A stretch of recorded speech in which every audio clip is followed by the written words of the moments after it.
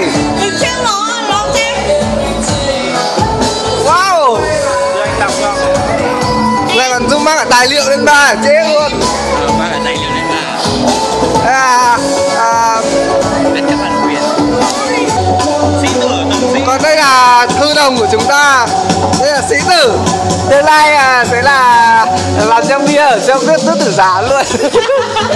Còn đây là thầy đồ làm bài. Đây là thầy đồ. đây gọi là không ngợi thấy, gọi là thế vẫn bẩm quá.